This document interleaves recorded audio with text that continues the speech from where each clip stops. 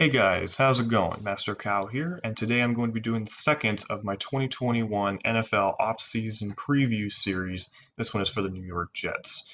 The Jets had a very disappointing season, finishing 2-14. They were 0-13 until they won their next two games, which took them out of position for the number one overall pick and Trevor Lawrence. And so, as a result, without that clear pathway, what the number one overall pick would have given, the Jets now have a multitude of ways that they could go about this offseason.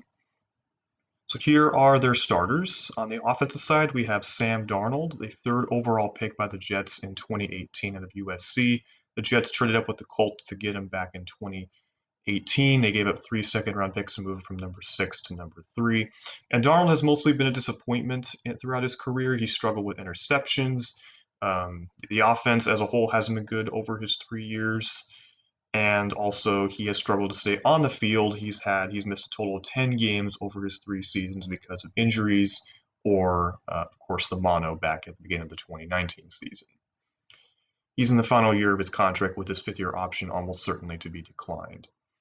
At the running back position is Lamichael Pirine, who is the younger brother of Samaje Perine, former Washington and Miami and Cincinnati running back.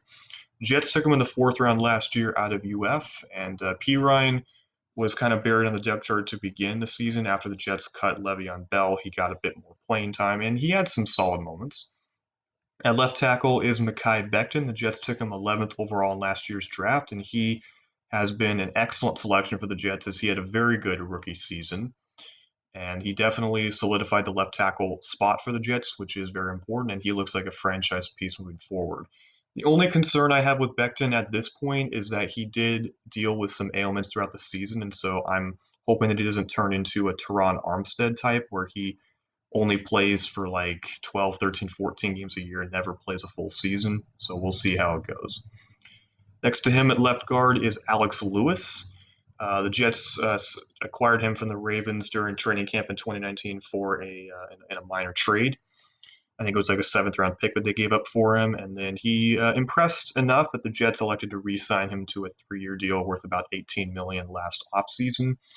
And he started off good, but his overall play throughout the season wasn't that great, and then he left the team for a personal issue late in the season. So yeah. At center is Connor McGovern. The Jets also signed him in free agency last year to a 3-year deal worth $27 million. He was coming off a really strong season with the Denver Broncos. And with the Jets, he had a okay, not awful, but not good season with the Jets either. At right guard is Greg Van Roten, who's been around the league. He's been with the Packers. He's been with the Jags. He's played in Canada. He was with the Panthers the past couple of years, and the Jets signed him to a 3-year deal worth $10.5 million last offseason, and he had some solid results in there. At right tackle is George Fant, a former undrafted free agent signing by the Seahawks back in 2016, basketball player. He's dealt with a couple injuries that prevented him from taking on a starting job in Seattle, and the Jets signed him to a 3-year deal worth about $30 million to be the starter. And he had some okay, but not, and he was also okay, but not great with the Jets as well. Wide receiver, you got Denzel Mims. Mims was a second-round pick by the Jets back in 2000 or last year, and Mims, not the best rookie season. He did flash when he was on the field, but he missed time due to injury. Like he missed pretty much all of training camp with a hamstring issue, and then that carried over into the regular season, and so that definitely slowed him down. So hopefully he is healthier and does better in year two. Next to him is wide receiver Josh Doctson, former first-round pick by Washington back in 2016. The Jets signed him to a 1-year deal last offseason, but he elected to opt out. And the big knock on him is that he's never been able to stay healthy. Jamison Crowder, another former Washington receiver, he's in the final year of a 3-year deal he signed with the Jets in the 2019 offseason. Crowder has actually done pretty good for the Jets as as the slot receiver, and he's been very consistent. He does have the biggest cap hit on the team, though, at like $11.5 million, so that's worth mentioning. At tight end is Ryan Griffin, longtime Houston Texan. Houston released him in the 2019 offseason. The Jets picked him up on a minimum salary, and he did pretty well because of the injury and suspension to Chris Herndon that year. The Jets signed him to a 3-year extension during the season, and Griffin, well, the tight end room as a whole for the Jets last year was a major disappointment, as Herndon in particular struggled with drops and fumbles, and then Griffin wasn't really much of a factor and more of a blocking guy. For the defensive starters, you have Henry Anderson, former third-round pick by the Colts out of Stanford. The Jets acquired him during the 2018 draft for a seventh-round pick, and he responded with the best season of his career with 7 sacks. New York elected to re-sign him to a 3-year deal that offseason, but he hasn't lived up to that, as his sack numbers have not come close to 7. And then after that is Quinnen Williams, the 3rd overall pick in 2019. Williams had a quiet rookie season after being dominant at Alabama, but he definitely showed why he was taken 3rd overall in this past season, as he increased his sack total to 8 and was one of the more disruptive interior defensive linemen in the league. Next to him is Foley Fatukasi. He was a 6th rounder in 2018 out of UConn. And Fatukasi played very sparingly as a rookie, but he emerged in his sophomore season as very good against the run, and he was still that way this year. Next to him is Jabari Zuniga, who was a 3rd rounder last year out of UF. Zuniga barely played as a rookie because he, like Mims, dealt with some injuries during camp and during the season. Injuries have been a major problem for Zuniga dating back to college, so hopefully he can be healthier next year. At linebacker is C.J. Mosley. Mosley is in the 2nd year of a 5-year big money contract that he signed with the Jets in the 2019 offseason. That has been so far a disappointment. Only played in 2 games in his first season of that contract due to an injury, and then he didn't play last year because he opted out. So that's why he still has 4 years left on that contract. Next to him is Blake Cashman, 5th rounder in 2019 out of Minnesota. Cashman has flashed a lot, especially in practice, but as far as the game goes, it hasn't translated over into actual game results. He's also struggled to stay healthy, which has also been a college problem. Next to him is Sharif Finch, who is a mid-season signing by the Jets onto the practice squad, got promoted to the practice squad towards the end of the season. I think he's been with the Tennessee Titans and the Chicago Bears.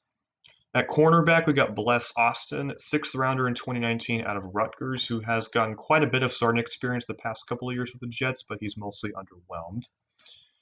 Bryce Hall is the other starting corner, a 5th rounder last year out of Virginia. Now Hall, he actually had a pretty solid rookie season after he returned from his injury. He slid down the draft board because of that injury. He could have been a day 2 pick had he not been injured, and he could look like a steal if he can stay healthy. In the slot, we have Corey Ballantyne, a 6th rounder of the Giants back in 2019. He got some starting experience as a rookie and also in 2020, but he struggled and the Giants cut him. The Jets claimed him off of waivers from the Giants. At safety, the starting safety, number 1 is Ashton Davis, 3rd rounder last year out of Cal. Davis was the number 3 safety for much of the year. Then he got into the starting role after Bradley McDougald got injured, but then Davis himself got injured, and his play was average, I'd say, not great. He did look pretty good in training camp, though, so we'll see how he does in year 2. The other starting safety is Saquon Hampton. He was a 5th rounder by the New Orleans Saints in 2019. The Saints cut him at final cuts, and then the Jets sent him to the practice squad before promoting him to the roster.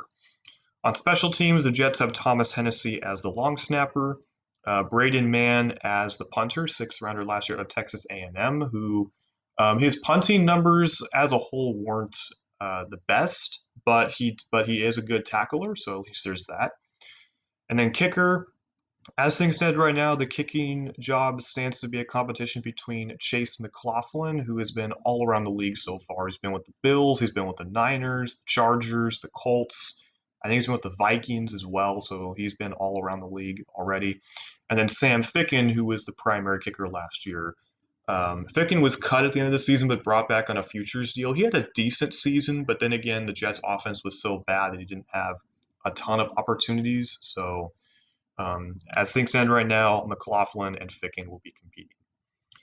So the Jets right now are projected to have just under 68 million in cap space, which is the third most in the league behind the Jags and the Colts. So the Jets have a lot of flexibility. Now let's take a look at their free agents. So their free agents are going to be receiver Brashad Perriman, cornerback Brian Poole, safety Bradley McDougald, outside linebacker Jordan Jenkins, inside linebacker Patrick Owasa, inside linebacker Neville Hewitt, safety Marcus May, quarterback Joe Flacco, safety Matthias Farley, running back Frank Gore, tight end Daniel Brown, guard Pat Elflein, a midseason waiver claim from the Vikings, center Josh Andrews, linebacker Bryce Hager, cornerback Arthur Mallette, tight end Ross Travis, defensive tackle Trayvon Coley, outside linebacker Terrell Basham, running back Josh Adams is a restricted free agent, outside linebacker Frankie Louvu is a restricted free agent, safety Bennett Jackson, wide receiver Vincent Smith, restricted free agent, linebacker Harvey Longy, restricted free agent, wide receiver Jeff Smith, exclusive rights free agent, and then cornerback Kyron Brown, who spent all of last year on the non-football injury list, is an exclusive rights free agent as well. So the Jets obviously have a new coaching staff this year. Robert Saleh comes over from the 49ers to become the Jets' new head coach. He will bring over Mike LaFleur to be the Jets' new offensive coordinator.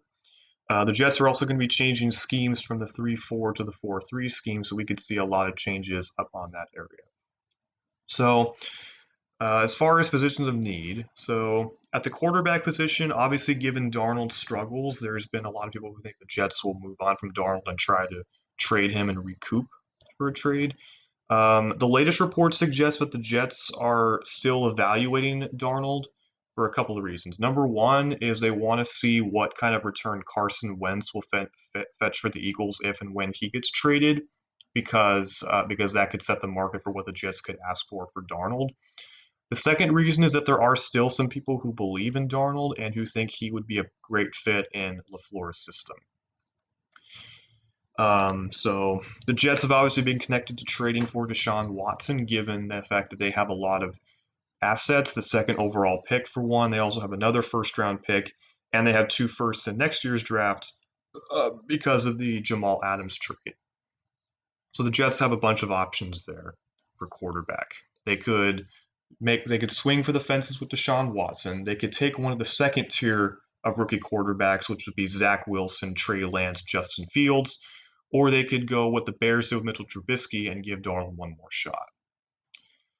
As far as running back goes, Perine and Ty Johnson had their moments last year, but I don't think either of them are going to be starters. So in my opinion, I would bring in a veteran running back who can be the lead back, but still be part of a committee. So someone like the Colts' Marlon Mack, who could be looking for a prove-a deal coming off an Achilles injury. The 49ers' Tevin Coleman as well, seeing as he would know the system. Maybe even the Steelers' James Conner. As far as offensive line goes, there's only 2 guys that are going to be guaranteed on the team on that offensive line, and that's Becton and McGovern. And McGovern's only guaranteed because his contract is guaranteed for this year. So that means the Jets could cut Lewis, Van Roten, and Fant. What I would do, I would definitely cut Lewis. I would keep Van Roten because he's only on a $3.5 million contract for this year and have him compete for a starting job. And then as far as Fant goes, I would only cut Fant if the Jets can find a legitimate upgrade. Like, say, if Carolina doesn't re-sign or franchise tag their right tackle Taylor Moton, then I would go after him in free agency.